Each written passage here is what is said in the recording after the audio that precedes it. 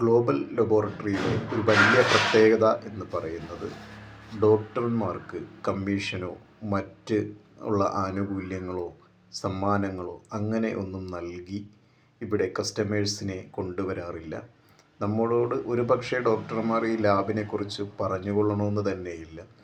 ഇവിടുത്തെ ഒരു ഗുണമേന്മ അറിഞ്ഞുകൊണ്ടാണ് ജനങ്ങൾ ഇങ്ങോട്ടേക്ക് പോകുന്നത്. അതുകൊണ്ടാണ് എൻ്റെ ഒരു അനുഭവത്തിൻ്റെ വെളിച്ചത്തിൽ ഞാൻ നിങ്ങൾക്ക് വേണ്ടി ഈ വീഡിയോ പോസ്റ്റ് ചെയ്യുന്നത്.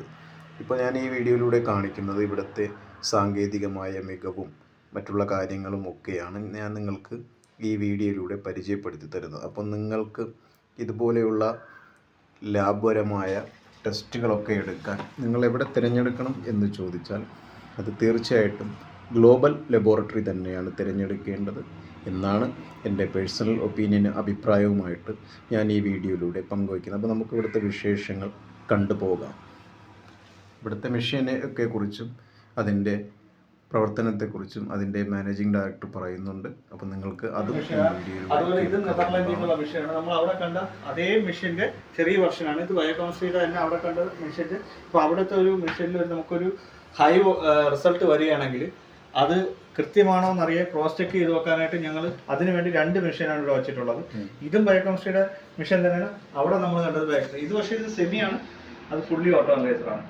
അങ്ങനെ ഒരു പ്രത്യേകതയുണ്ട്. പിന്നെ ഈ കാണുന്നതെല്ലാം ഇതിൻ്റെ ചെറിയ ചെറിയ അനലൈസേഴ്സാണ്. അത് വളരെ പ്രത്യേകതയുള്ള ഒരു മൈക്രോസ്കോപ്പാണ്. അതൊരു സെമി അനലൈസറാണ്, കളർമെട്രി എന്ന് പറയും. പിന്നെ നമ്മുടെ പ്രത്യേകതയിൽ ഒന്നാണ് ഇത്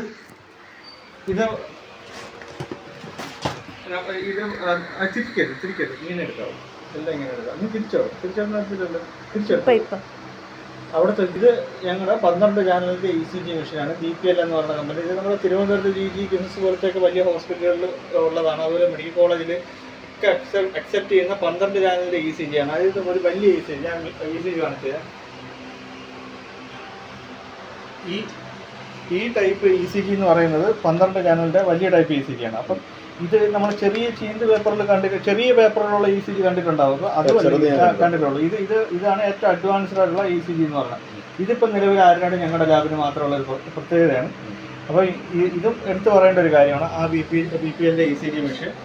അതുപോലെ BP അപ്പാരറ്റസ് നിങ്ങൾ കണ്ട് പരിചിതമായിട്ടുള്ള BP അപ്പാരറ്റസ് നിലവിൽ ഇതായിരിക്കണം.